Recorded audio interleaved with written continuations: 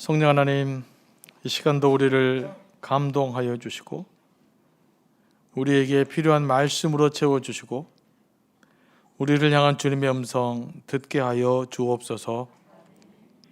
예수님의 이름으로 기도합니다. 아멘. 너희들은 죽은 뒤에 어떤 사람으로 기억되기를 바라느냐? 이런 질문 받아보셨습니까? 한 번쯤은 또 들어보셨죠? 현대 경영학의 대부로 알려진 그 피터 드러커 박사가 13살 때 그 수업 시간에 필리글러 선생님께 받은 질문이라고 합니다. 그 질문이 피터 드러커의 인생을 크게 바꿔놓았다고 하죠. 그래서 그는 평생 나는 어떤 사람으로 기억되기를 바라는가 라는 질문을 하고 살았다고 해요. 여러분은 훗날 어떤 사람으로 기억되기를 원하십니까?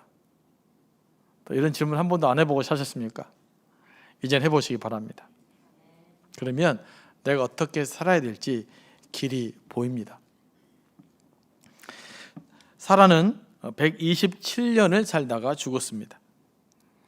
구약에서 기록된 대표적인 복 중에 하나가 장수의 복입니다. 오래 건강히 사는 것 복입니다. 사라가 127년을 살았다는 것은 하나님의 복을 많이 받고 살았다는 증거입니다. 오늘 본문은 사라를 장사 지낼 무덤을 구입하는 과정을 좀 상세하게 묘사하고 있습니다. 당시 이 지역의 장례 문화는 시신을 땅에 묻는 매장이 아니었습니다. 시신을 굴에다가 안치해 놓는 것이었습니다. 날씨가 건조하고 석회암으로 된 땅이라 여기저기 자연동굴이 많았기 때문입니다. 이런 지역에서는 땅을 파는 것이 더 힘들어요. 사라가 죽은 곳은 가나안 땅 헤브론이었습니다. 아브라함은 사라의 묘지를 사기 위해 그 땅의 주인인 헷 족속을 찾아가서 말합니다. 4절 말씀이죠. 나는 당신들 중에 나그네요 거류하는 자이니 당신들 중에서 내게 매장할 소유지를 주어 내가 나의 죽은 자를 내 앞에서 내어다가 장사하게 하시오. 나그네요 거류하는 자는 외국인 장기 체류자를 의미하는 말입니다. 이들은 법적으로 땅을 소유하지 못했고 또 땅을 살 권리도 없었습니다. 지금도 외국에 살면 이민자들은 사실 법적인 보호를 잘 받지 못하죠. 그래서 아브라함은 사람들에게 존경을 받고 있으면서도 아주 낮은 자세로 부탁합니다. 사라를 안장할 묘지가 필요하니 좀 달라고 말입니다. 그러자 그들은 이렇게 말하죠. 6절 말씀입니다. 내 주여 들으소서. 당신은 우리 가운데 있는 하나님이 세우신 지도자이시니. 햇사람은 아브라함을 단순한 자기 지역에 사는 이방인이 아니라 하나님이 세우신 자기들의 지도자로 생각했어요. 그 이유는 창세기 14장 사건으로 올라갑니다. 그 엘람을 비롯한 이스라엘의 북방 지역, 다시 말해서 메소포타미아 지역의 4개 연합국과 그 다음에 요단 동쪽에 있는 소돔, 고모라를 비롯한 5개 동맹국과 전쟁이 있었어요. 그때 전투에서 승리한 메소포타미아 지역 연합국 사람들이 소돔과 고모라를 약탈해 갖고 그 지역 사람들을 사로잡아 갔죠. 그때 아브라함의 조카 롯도 함께 사로잡혀 갔어요. 이 소식을 들은 아브라함은 318명을 동원해서 그들을 쫓아갑니다. 그리고 그들을 쳐부수고 롯과 함께 소돔과 고모라 사람들에게 약탈해 간 것을 모두 다 되찾아 줬어요. 이 일로 인해서 아브라함은 그 인근 지역 사람들에게 지도자로 존중받고 있었던 겁니다. 그래서 햇사람들은 아브라함에게 이렇게 말하죠. 당신은 하나님이 세우신 우리의 지도자입니다. 그러니 우리 묘실 중에서 당신이 원하는 것이 있다면 마음대로 쓰세요 라고 말합니다. 이 두 그룹의 이야기를 듣다 보면 참 다들 예의가 발라요. 그렇죠? 사람들은 예의가 발라야 돼요. 기본적으로. 아브라함도 그렇고 햇사람들도 그렇습니다. 아브라함은 그동안 한 일이 있기 때문에 그 햇사람들의 말대로 그들의 묘실 중에 하나를 사용할 수 있었습니다. 하지만 아브라함의 관심사는 햇사람의 묘실에 있지 않았습니다. 에브론 밭에 있는 막벨라 굴에 있었어요. 막벨라는 쌍굴이라는 뜻인데 헤브론을 바로 앞두게 있는 굴입니다. 또 어찌 헤브론을 좀 넓게 보면 헤브론에 속한 굴이에요. 아브라함은 그들에게 몸을 굽히고 말합니다. 몸을 굽힌다는 말은 절을 했다는 말인데 한국식의 손머리 올리고 절하는 것이 아니라 여러분들 그 중동 지역 나온 영화들 보시지 않습니까? 땅에다 뭘 바닥에 엎드리고 머리를 땅에 대고 일어나서 말하는 투예요. 그러니까 아주 겸손하고 낮은 자세로 말합니다. 이렇게 몸을 낮추면요, 상대방의 마음도 같이 낮아집니다. 그리고 열린 마음으로 듣기도 있어요. 아브라함이 뭐라고 부탁합니까? 기왕에 사라의 묘실을 줄 거라면 아브라함에게 부탁을 해서 그가 소유하고 있는 막벨라 굴을 내게 좀 팔게 만들어 주세요. 내가 그 값을 충분히 주고 사겠다고. 그리고 그 일에 당신들이 증인이 되어 달라고 부탁을 합니다. 그때 함께 있던 에브론이 말하죠. 아니, 그런 말 말라고. 내가 그 밭과 굴을 동족들이 보는 앞에서 그들의 증인을 삼아서 드릴 테니까 거기에다가 돌아가신 부인을 장사 지내십시오 라고 말합니다. 그러자 아브라함이 한 번 더 절을 하며 또 말해요. 사실 이 받아들이는 사람도 쉽지 않은 일입니다. 그럴 거라면 부디 내 청을 들어서 내가 밭값을 지불하고 살 테니까 그 돈을 받고 아내의 장사를 좀 치르게 만들어 주십시오라고 부탁을 합니다. 하여간 공짜로 주겠다는데 이렇게도 간절하게 돈을 지불하고 사겠다고 부탁을 하니 에브론도 하는 수 없이 그 밭을 은 400세겔에 아브라함에게 팝니다. 그렇게 해서 막벨라에 있는 에브론의 밭과 거기에 속한 굴과 그 주위에 들린 모든 나무가 성문 안에 있는 모든 헷 족속이 보는 데서 아브라함의 소유로 확정되었습니다. 17절과 18절 말씀입니다. 이게 무슨 말입니까? 요즘으로 말하면 공증한 거예요. 공증. 그리고 나서 이제 막벨라 굴에 아내 사라의 시신을 안치하죠. 그리고는 20절 말씀입니다. 다 같이 한번 읽어보겠습니다. 시작. 이와 같이 그 밭과 거기에 속한 굴이 헷 족속으로부터 아브라함이 매장할 소유지로 확정되었더라.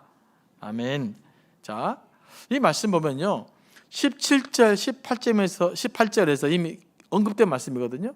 그런데 19절을 넘어가서 20절에 다시 같은 내용이 반복이 됩니다. 왜 그럴까요? 제가 지난번에도 말씀드렸지만 성경에서 같은 내용이 반복되는 것은 무엇 때문이라고요? 그 내용이 중요하기 때문이에요. 그러니까 이 내용이 중요하기 때문에 다시 한번 반복되어 있는 것입니다. 그러면 무엇이 그렇게 중요하다는 말입니까? 사라의 장래가 그렇게 중요한 것이 아니라 마므레 앞에 있는 에브론의 밭과 막벨라 굴을 매입해서 아브라함의 소유로 확정한 사건이 매우 중요하다는 말이에요. 그러니까 이 막벨라 굴의 소유권이 아브라함에게 있다. 이 사실이 너무너무 중요하다는 것입니다. 그러면 왜 이 사건이 그렇게 중요합니까? 마므레는 다른 말로 헤브론입니다. 그러니까 이 헤브론이 갖고 있는 역사적 가치 때문이에요. 다시 말해서 헤브론이 가지고 있는 미래 가치 때문에 이게 중요한 것입니다.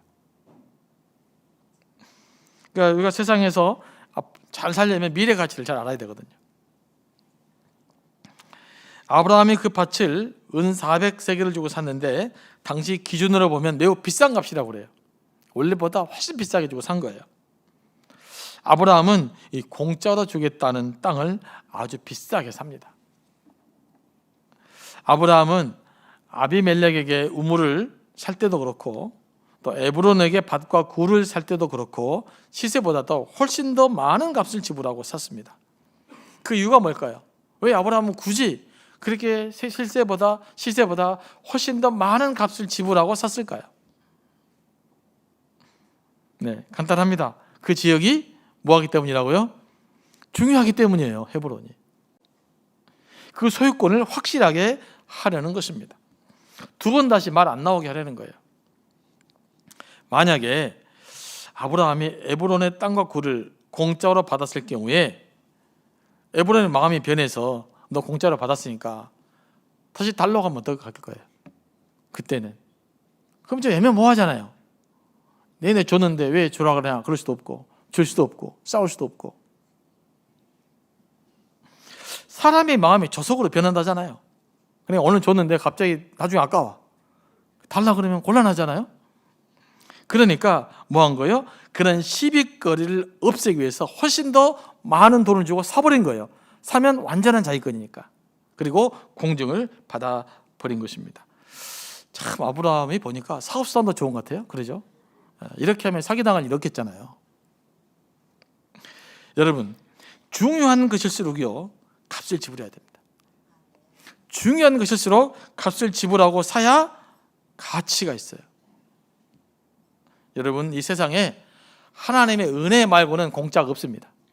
뭐라고요? 하나님의 은혜 말고는 뭐가 없다고요? 공짜가 없어요. 오직 하나님의 은혜만 공짜입니다. 그래서 공짜 좋아하면 안 돼요. 정당한 값을 지불할 줄 알아야 돼요. 그리고 정당한 값을 지불하는 훈련을 하셔야 돼요. 이게 건강한 그리스도인이에요. 기도 많이 한다고 공짜로 뭘 얻으면 안 되잖아요.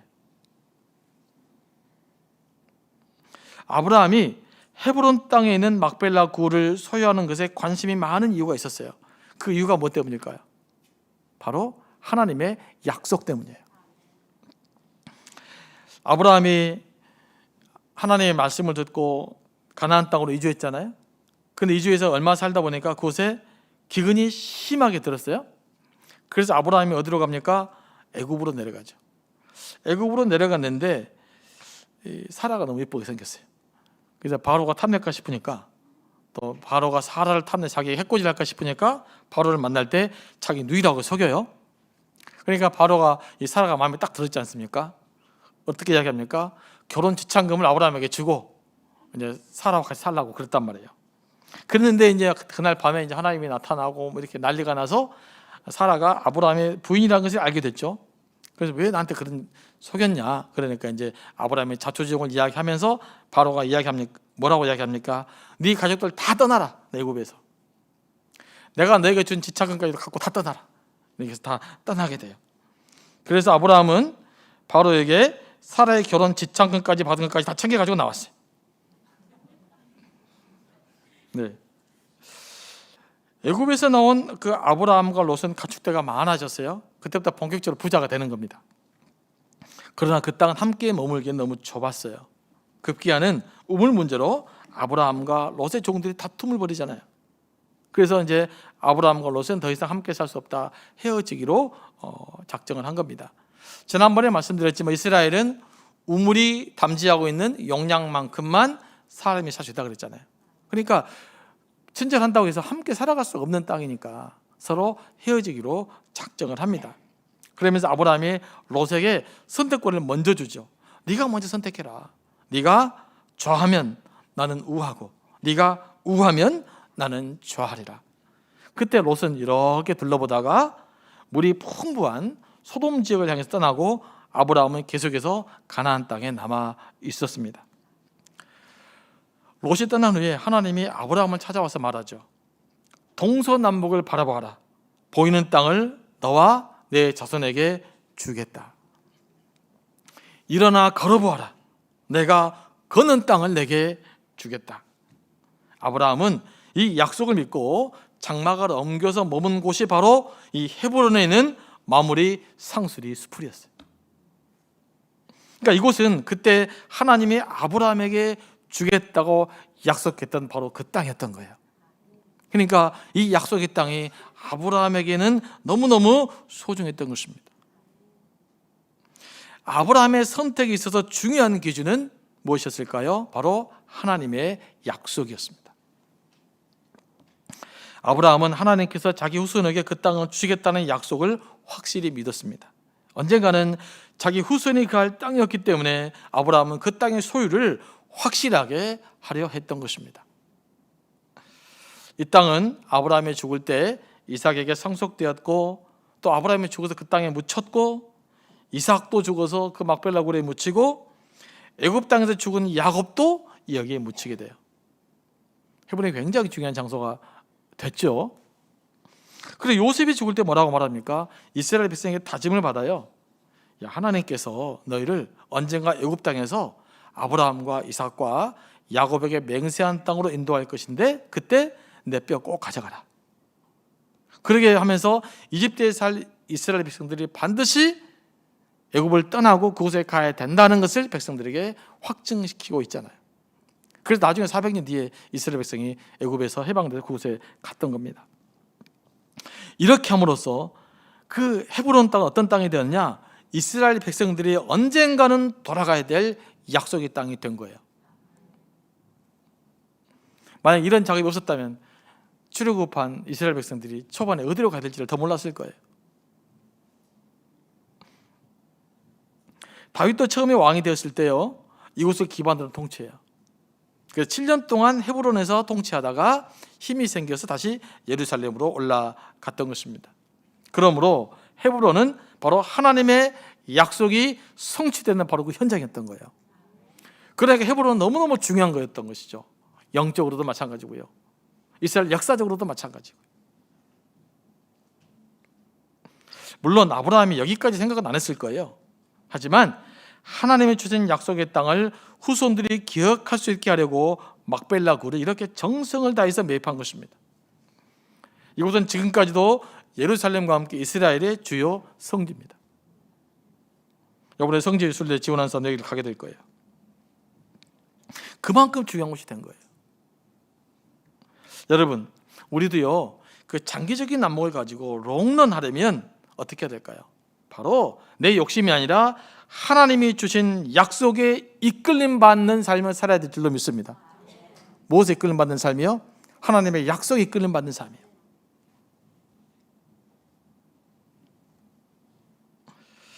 하나님 주신 비전을 꿈꾸는 삶을 살아야 돼요. 우리가 하나님의 약속을 기다린다, 하나님의 비전을 품는다라고 생각하면서 저지르는 실수가 있어요.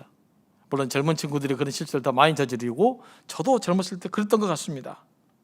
그것은 뭐냐면 하나님이 약속했기 때문에 그저 기다리기만 하면 된다는 생각이에요.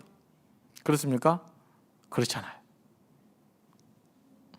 하나님의 약속을 받았기 때문에 우리는 그것을 성취하기 위해서 더 노력하고 헌신하며 살아야 되는 것입니다. 그 약속을 성취하기 위해서 더 땀 흘리며 살아야 되는 것이에요. 그런데 이제 그 일 하지 않고 말합니다. 내가 기도했는데 아무런 일도 일어나지 않더라. 당연히 아무 일도 일어나지 않죠. 아무 일도 안 했으니까. 여러분 아무 일도 하지 않으면 아무 일도 안 일어나요. 약속을 품는다라고 하는 것은 그 약속에 이끌림 받는 삶을 살기 때문에 더 성실하게, 더 열심히 살아갈 수밖에 없어요. 여러분, 여러분의 자녀들이 이 땅에서 잘 살게 되길 원하십니까? 그 자녀들이 제대로 인생을 살기 원하십니까? 하나님의 약속을 품게 만드시기 바랍니다. 하나님의 약속을 물려주시기 바랍니다. 그러면 그 자녀들이 품고 살아가게 되어 있어요. 그 어떤 것보다 더 큰 능력이 될 줄로 믿습니다. 여러분, 하나님이 가나안 땅을 주셨지만요, 가나안 주민이 이스라엘 백성들에게 야, 이 땅은 하나님이 주신 땅이니까 어서 와서 우리의 땅을 찾아주십시오. 우리가 비켜줄게요. 그랬습니까? 안 그랬어요. 그들도 목숨을 걸고 싸웠어요. 가나안 땅은 이스라엘 백성이 하나님이 주실 땅이라고 믿고 싸워서 정복한 거예요. 다시 말하면 그들의 목숨을 걸고 차지한 땅이란 말이에요. 이것은 약속을 성취하는 과정을 아주 명확하게 보여주고 있습니다. 하나님께서 우리에게 약속을 주시고 성취하는 과정도 똑같아요. 약속을 주시고 그 약속을 붙들고 치열하게 살게 만들고 때로는 치열하게 싸우게 만들고 그래서 승리하게 함으로써 그 약속을 성취해 가신 분인 줄로 믿습니다. 그러니까 우리가 하나님의 약속을 붙들면 당연히 더 열심히 살아갈 수밖에 없는 거죠. 당연히 더 책임 있게 살아갈 수밖에 없는 것입니다. 우리가 하나님의 약속을 품게 된다면 그것을 이루기 위한 대가를 지불하셔야 돼요. 뭐라고요? 하나님의 약속을 이루기 위한 대가를 지불하셔야 돼요. 하나님의 큰 약속을 받았습니까? 그럼 여러분은 더 많은 대가를 지불하셔야 돼요. 그러나 그 약속의 성취를 이루게 되면 놀라운 하나님의 은혜를 더 놀랍도록 경험하게 될 겁니다. 우리가 일을 하지 않으면, 기도만 하고 뭔가 얻으려고 하면은 세상 사람들 볼 때 우리를 이상한 사람으로 생각해요. 하지만 꽁은 없습니다. 하나의 약속을 주시면 그 약속이 우리 삶을 움직이게 돼 있어요. 중요한 것일수록 지불해야 될 대가도 더 큰 것입니다. 이거 가르치셔야 돼요. 여러분들이 지금부터 훈련하셔야 되고요. 여러분 자녀에게도 가르치셔야 돼요.